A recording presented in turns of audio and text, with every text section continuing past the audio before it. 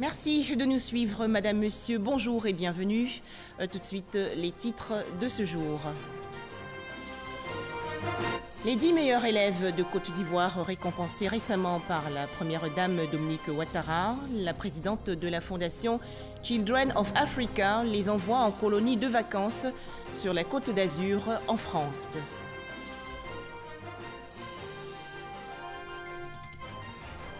Restauration, hébergement et accueil lors du Hajj 2019 en Arabie Saoudite. Toutes les conditions sont donc réunies pour permettre aux fidèles musulmans ivoiriens de réussir le pèlerinage. Ils expriment leur satisfaction dans cette édition.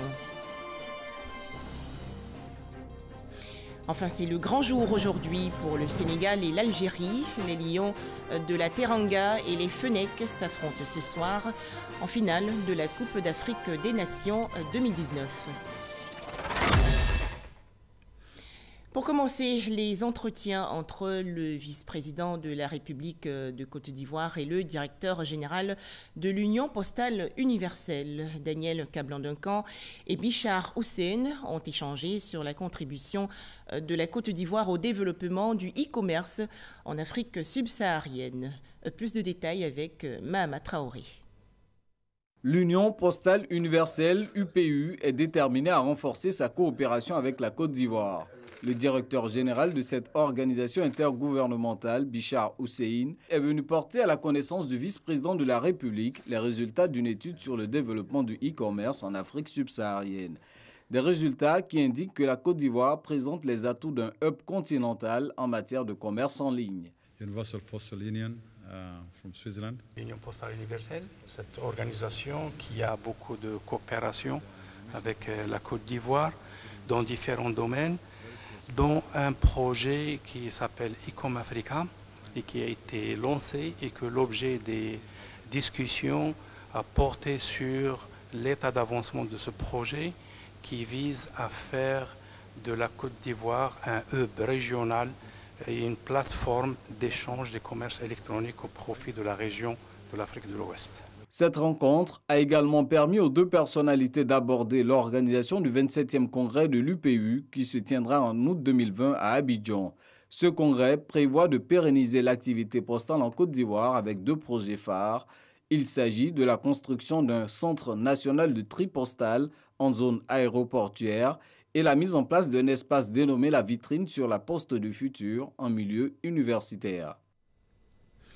La princesse Sarah Zeid de Jordanie effectue un séjour en Côte d'Ivoire. Elle est arrivée hier en fin d'après-midi à Abidjan et a été accueillie à l'aéroport Félix Houphouët-Boigny de Port-Bouët par le vice-président de la République, Daniel Kablan-Duncan.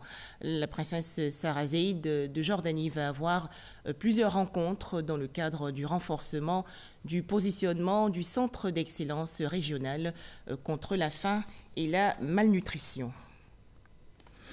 Un tout autre sujet à présent, ils ont obtenu au cours de cette année scolaire une excellente moyenne. Les 10 meilleurs élèves de Côte d'Ivoire ont été récompensés par la première dame Dominique Ouattara. La présidente de la fondation Children of Africa leur a ainsi offert un séjour éducatif sur la Côte d'Azur en France.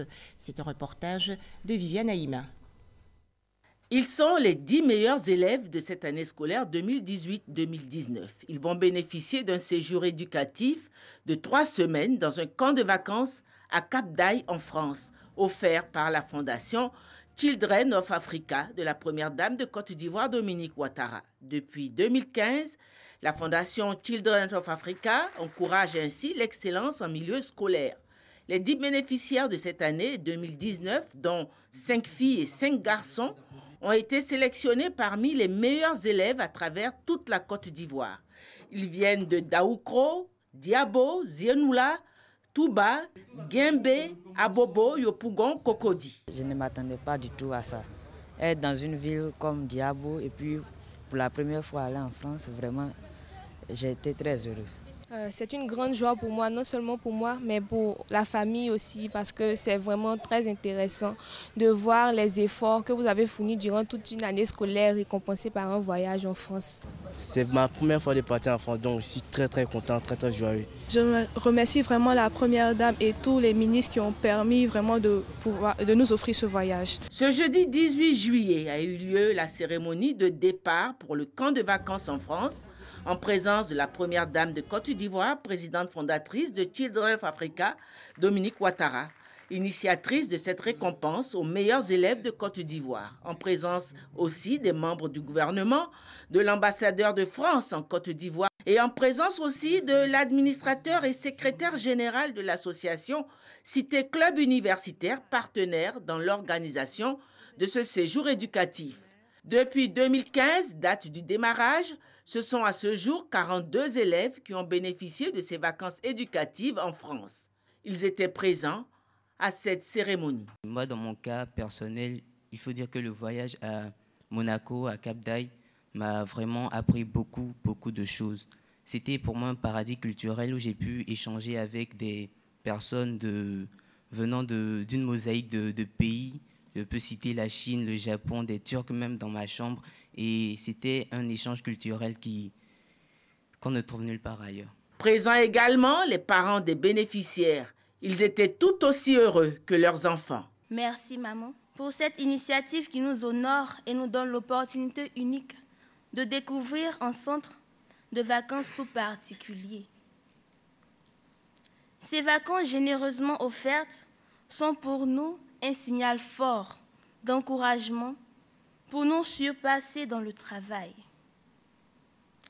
Nous vous promettons de continuer à exceller partout où nous irons. Quand le directeur du collège Notre-Dame, Nabadiankouté, m'a appelé pour dire « Ah, monsieur Akenya, votre fille est sélectionnée pour un séjour éducatif en France. » J'avais ressenti une joie, tenté un peu d'angoisse, parce que dans quelles conditions et comment ça va se faire. Le séjour s'est bien passé. Ça a été pour ces enfants une ouverture d'esprit. Elle est venue avec une amélioration dans son anglais, vraiment très épanouie. Je voudrais donc, au nom des parents, dire notre gratitude aux membres de la Fondation Children of Africa et notamment à sa présidente, Madame la Première Dame, Dominique Ouattara. 3 semaines de vacances, dites de rêve en France, la secrétaire générale de l'association Cité Club Universitaire qui s'occupe du séjour et de l'accompagnement des jeunes vacanciers leur a présenté, ainsi qu'à leurs parents, un aperçu du programme de ces vacances. Vous allez vous mêler à une jeunesse internationale venant de tous les continents, regroupant durant l'été plus de 40 nationalités. Échanges et rencontres multiculturelles très enrichissants, naissance de véritables amitiés durables. Vos journées, les matinées de la première semaine, sont consacrées à l'apprentissage de la natation. Les 2e et 3e semaines, en matinée, place au perfectionnement de français et d'anglais. Et comme chaque année, depuis la venue des élèves ivoiriens, les professeurs veulent tous vous avoir dans leur classe. Ils se battent. Effectivement, vos prédécesseurs, sans exception, ont laissé un souvenir extraordinaire de sérieux, d'écoute, de soif d'apprendre, de gentillesse et de respect, de très belle éducation. Ministre de tutelle, la ministre de l'Éducation nationale, Kandia Camara, a marqué la totale adhésion du gouvernement à cette initiative de la Fondation Children of Africa. La colonie de vacances à Cap d'Aille en France, à laquelle participeront nos 10 meilleurs élèves, grâce à votre fondation, Madame la Première Dame, rappelle à souhait la primauté que nous accordons aux valeurs d'excellence et de mérite au sein de notre école. Notre conviction, et nous tenons à la matérialiser en actes concrets, c'est que l'école doit être le lieu où le citoyen de demain intériorise les normes morales et civiques qui en feront un citoyen modèle. La première dame de Côte d'Ivoire a pour sa part félicité les 10 nouveaux sélectionnés, les invitant à poursuivre dans la voie de l'excellence. Chers enfants, grâce à votre travail et à vos efforts, vous avez été sélectionnés parmi les meilleurs élèves de Côte d'Ivoire et vous pouvez en être fiers. Ce voyage a non seulement pour but de récompenser vos efforts et de vous témoigner toute notre fierté, mais également d'encourager l'excellence grâce à laquelle tous les rêves deviennent possibles. Après l'effort, la récompense, avant de prendre l'avion pour les vacances de rêve en France, les sélectionnés ont aussi eu la joie d'esquisser des pas de danse avec leurs artistes préférés, Serge Beno et Kérosène DJ.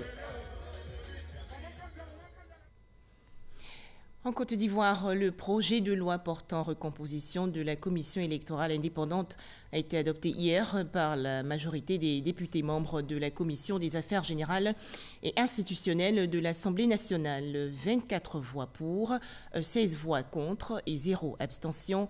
Le ministre de l'Intérieur et de la Sécurité, Sidiki Diakité, a présenté ce projet de loi aux parlementaires. On fait le point avec Moussa Konaté. 15 membres pour la commission centrale, 7 pour le bureau, 7 autres pour chacune des commissions locales. C'est la nouvelle configuration de la commission électorale indépendante. Le projet de loi portant recomposition de la commission électorale indépendante est adopté par les députés. Il stipule en son article 9 que les représentants du président de la République et du ministre en charge de l'administration du territoire ne sont pas éligibles au poste de président.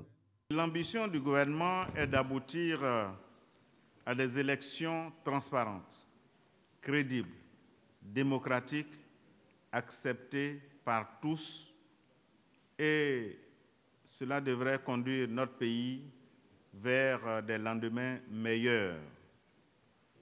Mesdames et messieurs, la création d'un organe impartial de gestion des élections, acceptable par toutes les parties, constitue un défi urgent pour notre pays.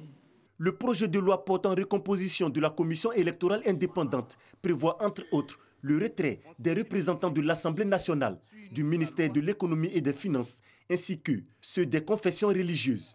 Le président de la CEI est élu par la commission centrale parmi ses membres pour un mandat de 6 ans non renouvelable. C'est le fruit de nombreuses propositions qui ont été faites à la fois par les partis et groupements politiques que par les organisations de la société civile. Cela a été donc traduit en texte. Cela a donné lieu à la mise en place d'un organe qui est venu être présenté aujourd'hui à l'Assemblée nationale. Cette réforme de la commission électorale indépendante favorise une augmentation du nombre des représentants de la société civile qui passe de 4 à 6. Également, une réduction du nombre de postes de vice-président de 4 à 3, de secrétaires adjoints de 3 à 2 et du nombre des représentants des partis politiques qui passe de 4 à 3.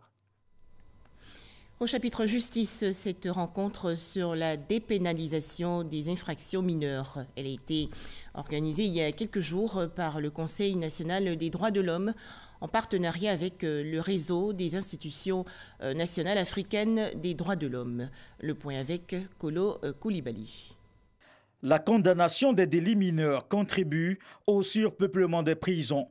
Des pays comme la Côte d'Ivoire ont dans leur code de procédure pénale inséré une alternative à l'incarcération dont l'un des objectifs vise à réduire la population carcérale. Cette consultation nationale qui réunit notamment les différents acteurs de la chaîne pénale permet d'aborder de façon pratique cette réforme de la justice. L'objectif est d'intensifier la collaboration entre le CNDH, les acteurs de la chaîne pénale et les organisations de la société civile en vue d'explorer les différentes alternatives de gestion des infractions mineures. Le nouveau code de procédure pénale qui met l'accent sur la peine de travail d'intérêt général et la peine d'emprisonnement avec sursis, en vue d'apporter une solution à la problématique de la surpopulation carcérale. Le gouvernement est donc dans de bonnes dispositions pour adopter les principes de la Commission africaine des droits de l'homme sur la dépénalisation des infractions mineures en Afrique. Le réseau des institutions nationales africaines des droits de l'homme s'engage à promouvoir cette réforme, d'où la tenue de cet atelier. Nous attendons que les acteurs nationaux puissent se concerter, qu'ils puissent aussi faire en sorte que, à la fin de l'atelier, un plan d'action soit adopté dans le sens d'accompagner le gouvernement, de pénaliser les infractions mineures. Cette rencontre d'Abidjan va consacrer les principes sur la dépénalisation des infractions mineures en Afrique, adoptée à Banjul, en Gambie, en octobre 2018. Les préparatifs des journées portes ouvertes dédiées aux institutions de la République de Côte d'Ivoire vont bon train.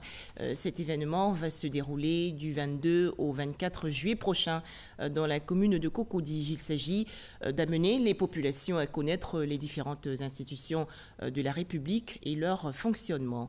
Michel Digré. Les présidents d'institutions ou leurs représentants effectuent les derniers réglages pour assurer un succès à ces journées portes ouvertes qui débutent ce lundi. Une tribune qui permettra aux institutions qu'ils président de mieux se faire connaître des populations. C'est avec enthousiasme que nous participerons à ces journées portes ouvertes parce que s'il y a une institution qu'on ne connaît pas vraiment bien, c'est bien la SCAD. Parce qu'on parle des immortels, il y a beaucoup de fantasmes autour.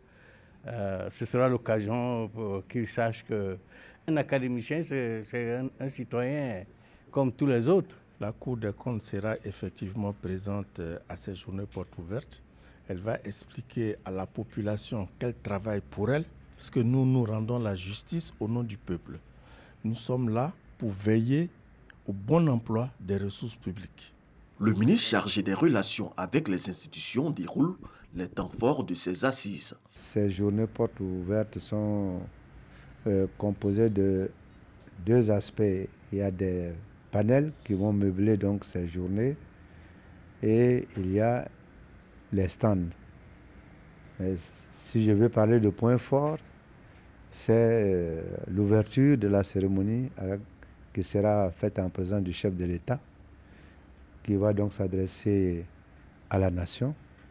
Et donc, il va livrer donc un message suffisamment fort pour montrer donc les raisons de son engagement à donner à la Côte d'Ivoire des institutions fortes. Les 12 institutions de la République auront donc 3 jours pour se rapprocher des populations sur le site de l'Hôtel Ivoire à Cocody. Yamoussoukro, dans la région centre du pays, l'école des forces armées de Zambakro est en fête. L'EFA célèbre en effet 2 événements, le baptême de la 50e promotion des élèves officiers et la remise d'épaulettes à la 49e promotion des élèves officiers. On en parle avec Abou Sanogo. Une marche-course commando, appelée aussi TAP, qui consiste à parcourir une distance de 8 km en moins d'1 heure avec une charge de 11 kg sur des différents terrains accidentés. La marche avec charge est utilisée comme critère d'évaluation. Un parcours d'obstacles ou parcours du combattant. Une épreuve qui sert à évaluer les capacités physiques des jeunes officiers. Ils doivent être endurants durant toutes les activités que le métier des armes exige. Ici, on forme les officiers de tous les corps militaires et de la gendarmerie nationale à l'exercice du commandement.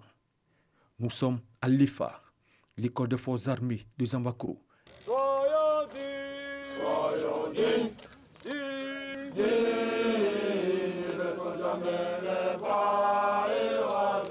Préparer ces officiers à ce qu'on appelle chez nous le coup d'état-major et les préparer aussi à l'école de guerre. Mais l'école aussi se charge de former les chefs de corps, c'est-à-dire tous ceux qui commandent les camps, à occuper leurs fonctions. L'unique école de formation des officiers, véritable outil d'intégration nationale et sous-régionale, forme des jeunes issus d'un recrutement direct et semi-direct. Tout Ivoirien ayant une licence et 26 ans à l'année du concours, ou au-delà d'une licence, qui jusqu'à 28 ans à l'année du concours, peut être candidat. Il y a aussi un recrutement qui est fait par voie professionnelle, c'est-à-dire des gens qui sont déjà dans l'armée, des sous-officiers ou des militaires du rang qui sont déjà dans l'armée, qui remplissent les conditions physiques et intellectuelles, qui passent aussi le concours. Nous recevons aussi les médecins élèves officiers qui ont déjà un doctorat en médecine et eux, ils vont jusqu'à 30 ans pour pouvoir passer le concours. Ça leur permet de leur donner les bases de la chose militaire avant qu'ils deviennent des médecins militaires. Ici, des stagiaires en salle de cours avec leur instructeur. Ces cours-là sont là pour réglementer plus ou moins leurs actes et leurs comportements en temps de guerre. Ainsi, si nous vous les donnons à ce stade, c'est dire qu'au sortir d'ici, vous serez des hommes de guerre, vous serez des hommes et des meneurs d'hommes. Du pôle d'enseignement supérieur militaire à la formation initiale de l'officier, rien n'est négligé. La preuve, l'élite militaire bénéficie désormais de conditions idoines pour la formation opérationnelle et intellectuelle. Nous avons bénéficié d'un bâtiment pour la troupe, de la piscine, d'un campus pour les élèves officiers de deuxième année, d'un campus pour les élèves du cours d'application qui leur permet la partie hébergement et carrément les salles de cours et une partie administrative. Les meilleures conditions d'hébergement de la troupe donnent le moral pour faire un meilleur soutien à la formation des élèves.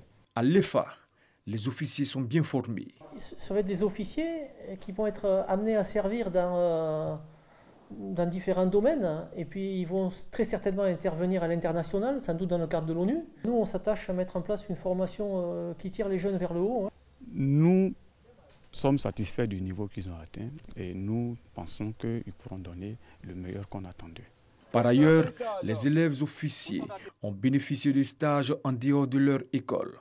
Un stage nautique à la base Navada Diaké et une formation au sol au 1er bataillon de commandos parachutistes d'Akwedo. La formation nautique, c'est pour les aguerrir, pour leur apprendre aussi les rudiments du combat en zone lagunaire.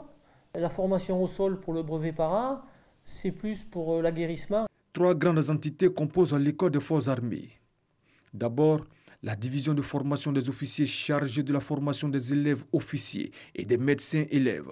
Nous avons donc l'aspect purement technique et tactique, qui est donc tous les savoir-faire, toutes les connaissances à leur apporter pour qu'ils puissent tenir efficacement et avec compétence leur métier d'officier. Ensuite, la division d'application des officiers chargés de la formation des sous-lieutenants au cours d'application d'infanterie. Il y a le combat en jungle, il y a le combat en savane, il y a le combat en zone urbaine, il y a aussi la formation au sol. Et enfin, la division du perfectionnement des officiers chargés de la formation des lieutenants anciens et des capitaines au cours du futur commandant d'unité.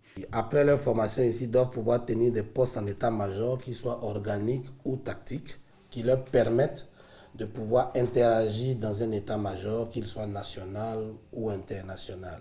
L'école des forces armées de Zambakro prépare une triple cérémonie. C'est d'abord le baptême de la 50e promotion.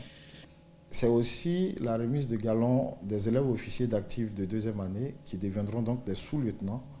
Et c'est la remise de galons de lieutenants des médecins élèves officiers qui sont au nombre de 9.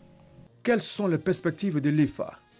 De la formation initiale, de la formation complémentaire des officiers, de la formation au cours d'état-major, de la préparation à l'école de guerre, devenir assez rapidement une vraie académie militaire avec vraiment toutes ses composantes. Une infrastructure en état et entretenue, une ressource humaine en encadrement motivé, un équipement et un renforcement de moyens pédagogiques en cours sont entre autres les atouts de l'école des forces armées des Zambakro, qui depuis 1963 a formé plusieurs officiers ivoiriens et de la sous-région.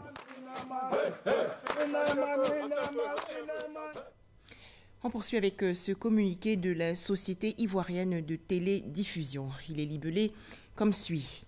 Dans le cadre du déploiement de notre réseau TNT, la Société de télécommunications africaine, la STA, va procéder au réaménagement du réseau électrique du centre émetteur IDT Boaké à partir du 17 juillet 2019 sur une période de 2 semaines. Ces travaux pourront engendrer d'éventuelles perturbations dans la diffusion des programmes du groupe RTI. Signé le directeur général Yeo Adama Benoît. Autre actualité, les activités de la plateforme nationale de coordination du financement de la santé, officiellement lancée hier. Cette plateforme vise, entre autres, à mobiliser les ressources internes et externes en vue d'améliorer les infrastructures sanitaires et la qualité des soins. Les explications de Salima Toudia. Après le dialogue national sur le financement de la santé, le dossier d'investissement fixant à 1 600 milliards de francs CFA les besoins sanitaires, l'heure est à la mise en œuvre de la plateforme nationale de coordination de ce financement. Avec l'installation de la plateforme, le gouvernement se dote ainsi d'un outil pour mobiliser les ressources, pour assurer l'alignement de ces ressources sur les priorités nationales et pour promouvoir des pratiques de gestion efficaces pour faire passer au vert les indicateurs de santé et satisfaire les attentes des populations en matière de santé. Environ 650 milliards de francs CFA sont attendus du côté de l'État. Les autres coûts devront être supportés par les partenaires au développement, lesquels réitèrent leur engagement. Nous voudrons vous rassurer que nous, les partenaires techniques et financiers, respecterons les engagements pris au cours du dialogue national sur le financement de la santé, à soutenir les efforts déployés par le pays. Le ministère de la Santé et de l'Hygiène publique devrait voir ainsi accroître le financement de la santé afin de garantir la mise en œuvre effective des initiatives majeures du secteur. Nous donnons l'assurance à Monsieur le Premier ministre que le ministère de la Santé et de l'Hygiène publique, dans toutes ses composantes, mettra tout en œuvre pour exécuter ses instructions afin de contribuer à la tenue de l'engagement du gouvernement ivoirien, engagement d'assurer un accroissement des ressources internes de 15% en faveur de la santé. La plateforme nationale de coordination du financement de la santé, instance multipartite, est placée sous l'autorité du Premier ministre. En mettant en place cette plateforme, le gouvernement ivoirien confirme ainsi sa forte volonté de redynamiser le système de santé en vue de garantir le bien-être de ses populations. L'installation des organes constitutifs, l'adoption du calendrier de travail annuel étaient au cœur de cette cérémonie. Où en sont les travaux de modernisation de l'administration en Côte d'Ivoire? Une matrice de mise en œuvre d'un dispositif d'accueil a été élaborée par des experts ivoiriens et marocains. Ce document a été remis récemment à la ministre de la modernisation de l'administration et de l'innovation du service public, Raymond Goudou Kofi. Les explications dans ce reportage de Eric Goré. Raymond Goudou Kofi, entouré de ses collaborateurs, échange avec une délégation marocaine. Cette délégation marocaine est composée d'experts de la digitalisation des programmes d'accueil. Au cœur des débats, la numérisation de l'administration ivoirienne.